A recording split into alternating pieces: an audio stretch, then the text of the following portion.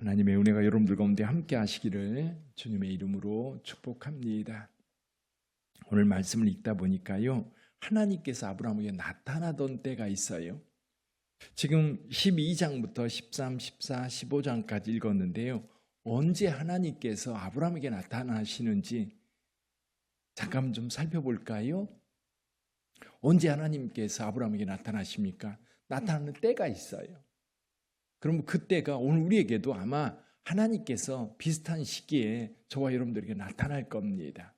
한번 볼까요? 12장 7절을 좀 한번 읽어보시죠. 12장 7절. 12장 7절 같이 읽어봅니다. 여호와께서 아브라함에게 나타나 이르시되 내가 이 땅을 내 자손에게 주리라 하신지라.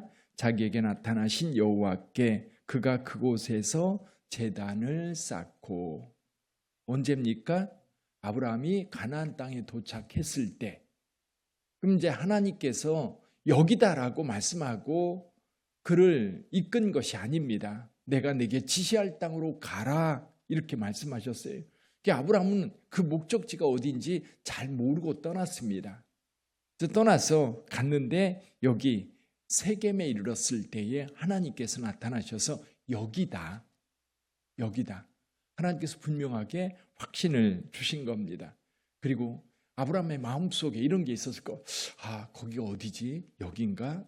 아직 멀었나? 아마 여러 가지 마음이 들 때에 하나님께서 나타나셔서 내가 놓은 이 땅, 지금 내가 도착한 이 땅을 내 후손들에게 주겠다 분명하게 말씀하십니다.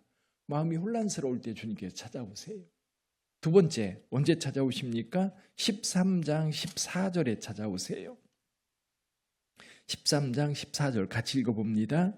롯이 아브라함을 떠난 후에 여호와께서 아브라함에게 이르시되 너는 눈을 들어 너 있는 곳에서 북쪽과 남쪽 그리고 동쪽과 서쪽을 바라보라.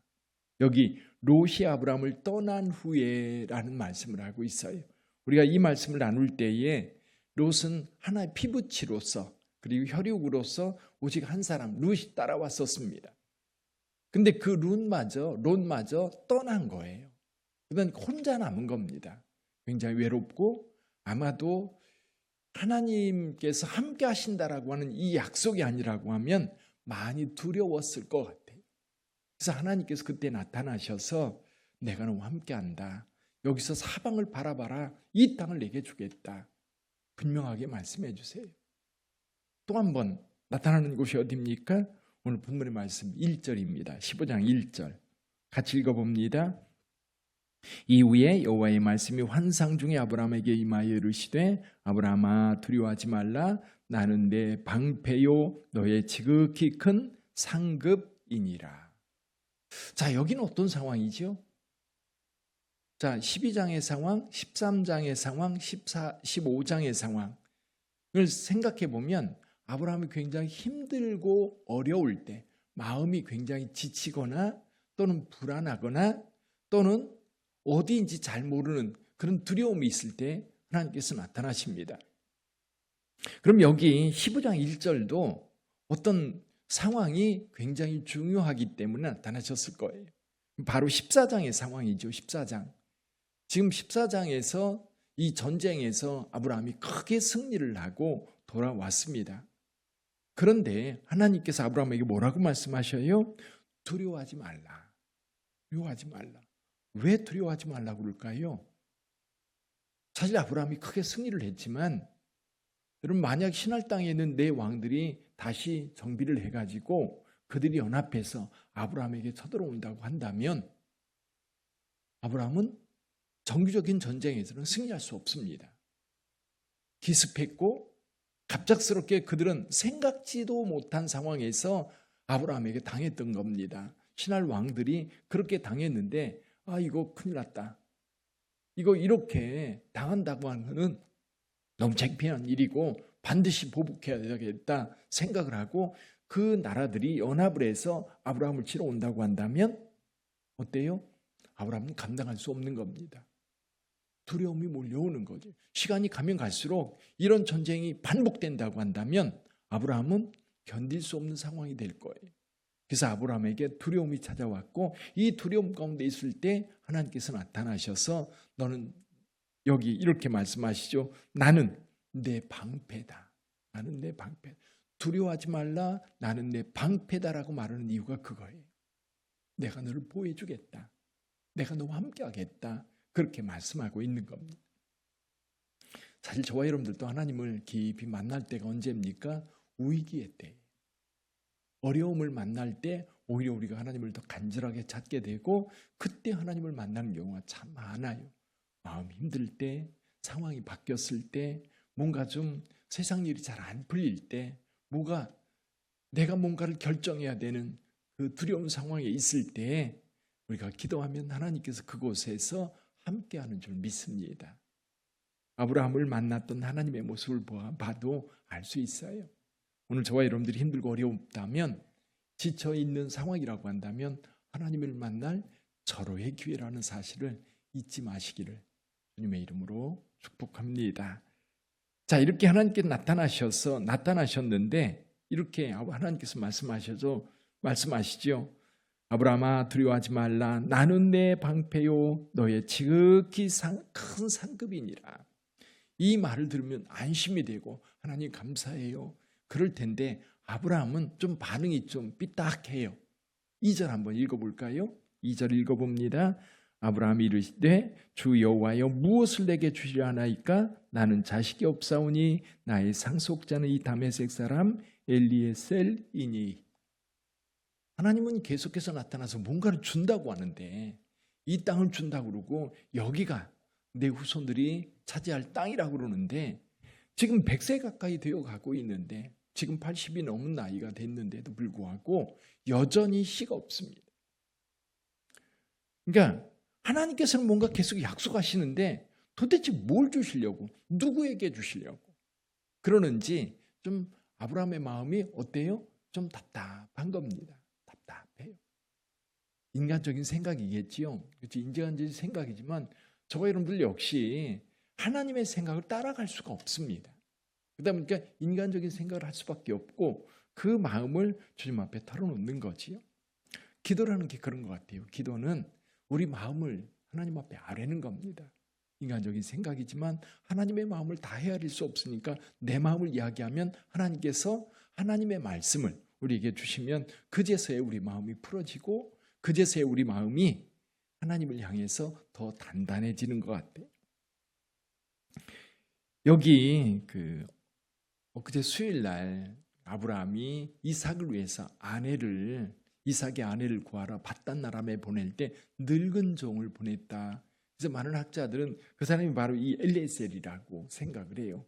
아브라함이 가장 믿을 만한, 가장 의지할 만한 사람인 거지. 아브라함이 또 이야기합니다. 3절에 보니까 아브라함이 또 이르되 주께서 내게 씨를 주지 아니하셨으니 내 집에서 길린 자가 내 상속자가 될 것입니다.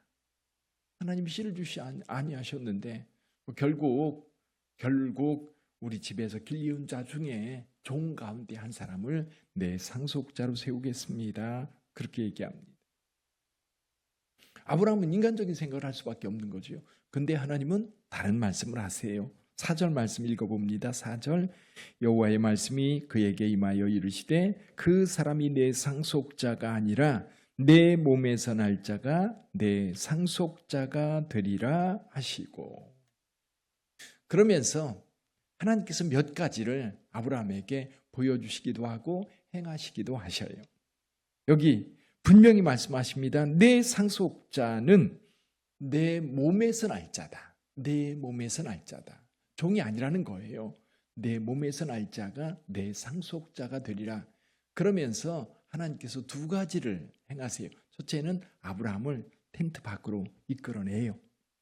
그리고 하늘의 별들을 보여줍니다. 그래서 어렸을 때는 참 그 하늘에 정말 쏟아질 듯한 그런 별들을 많이 봤었거든요. 하늘을 보면 정말 신비하고 그 속에 내가 빨려 들어간 것 같은 그런 별들을 보았는데 요즘 그런 별들을 보기가 참 힘든 것 같아요. 어디에 가야만 볼 수 있는. 그래서 아브라함이 봤던 별들은 어땠을까? 아마 요즘에도 사막 투어하는 사람들은 이 별을 봅니다. 그러니까 여기 이제 광야에서 아브라함이 밖에 나가서 하늘을 볼 때, 하늘의 별, 그 무수한 별들을 바라볼 때 하나님께서 뭐라고 말씀하셔요? 이렇게 말씀하십니다. 우러러 뭇별을 셀 수 있나 보라. 또 그에게 이르시되 내 자손이 이와 같으리라. 내 자손이 이와 같으리라. 아멘. 우리 하나님께서 그걸 보여주셔요. 내 자손이 이와 같을 것. 별 셀 수 있느냐? 내 자손도 그럴 거다. 내 자손도 이렇게 셀 수 없이 많게 될 거다. 근데 여기에 굉장히 중요한 한 가지가 있습니다. 아브라함의 반응이에요. 아브라함의 반응. 어떻게 반응했지요? 6절입니다. 같이 읽어봅니다. 아브라함이 여호와를 믿음에 여호와께서 그 이를 그의 의로 여기시고, 그의 의로 여기시고.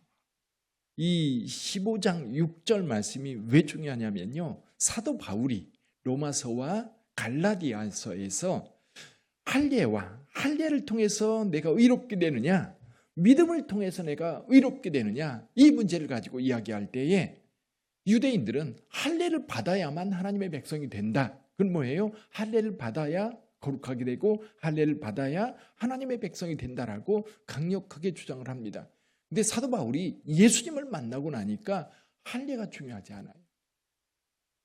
이거보다 앞선 것이 있었어요. 그게 뭐예요? 믿음이었던 겁니다. 믿음. 할례는 그 뒤에 행해요. 그러니까 할례라고 하는 것은 우리가 세례 받는 것처럼, 세례는 여러분 세례 받았기 때문에 구원받는 거 아닙니다. 세례 받았기 때문에 내가 구원받는 게 아니라 구원 받았기 때문에 세례 받는 거예요. 구원 받았다라고 하는 증표인 거지요. 그리고 할례는 하나님의 백성이라고 하는 증표지, 그 이전에 그들에게 꼭 필요한 게 뭐예요? 믿음인 겁니다. 믿음. 그래서 사도 바울은 이야기해요. 이미 하나님께서 이 15장 6절 아브라함이 믿으니까 그를 의로 여겼다. 아브라함이 믿으니까 그 믿음을 의로 여겼다는 거예요.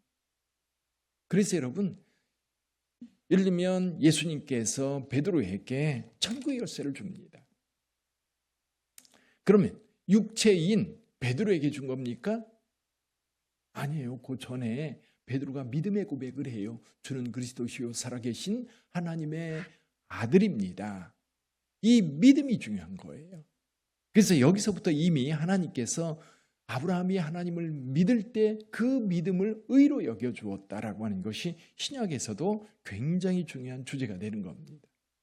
자, 하나님께서 뭇별을 보여주셨어요. 근데 그걸로 끝나지 않습니다.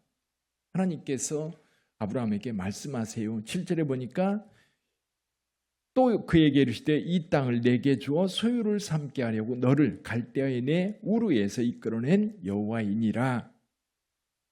그럴 때 아브라함이 다시 묻습니다. 그럼 이 땅을 내 소유로 얻을 수 있는 그 증거가 뭐고 약속이 뭡니까? 라고 다시 되물어요.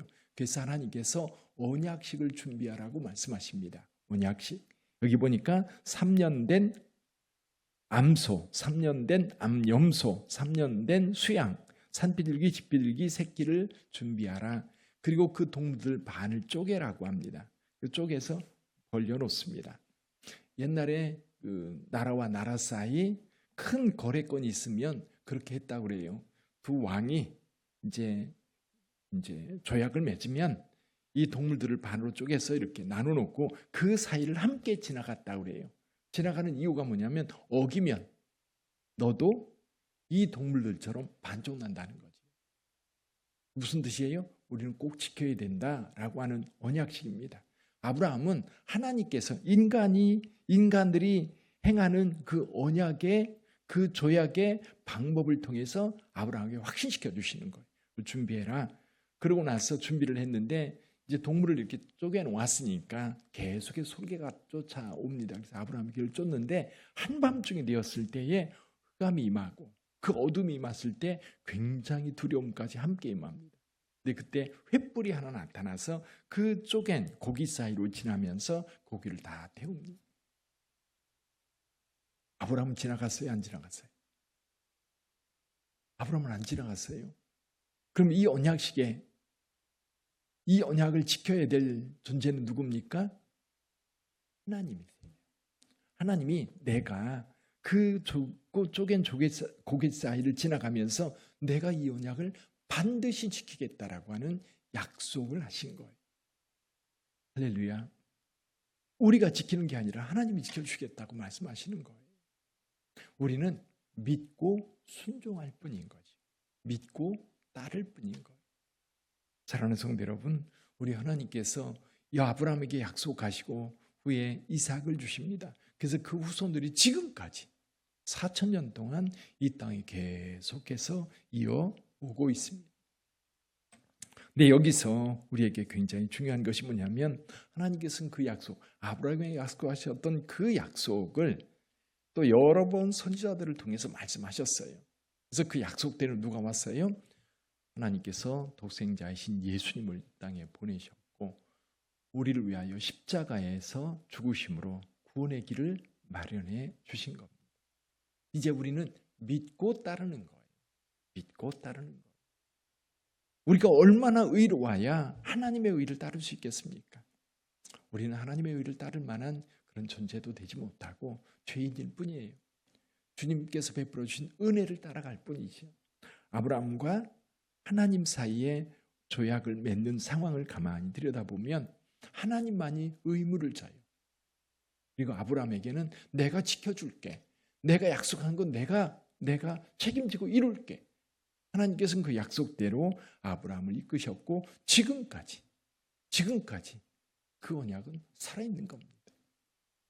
그리고 하나님께서 이제 아브라함을 통해서 구원의 역사를 시작하셨는데 이제 모든 인류, 세상 모든 인류를 구원하시기 위하여 독생자이신 예수님을 보내주셨고 그가 바로 길이요 진리요 생명이 되셔서 그를 믿는 자는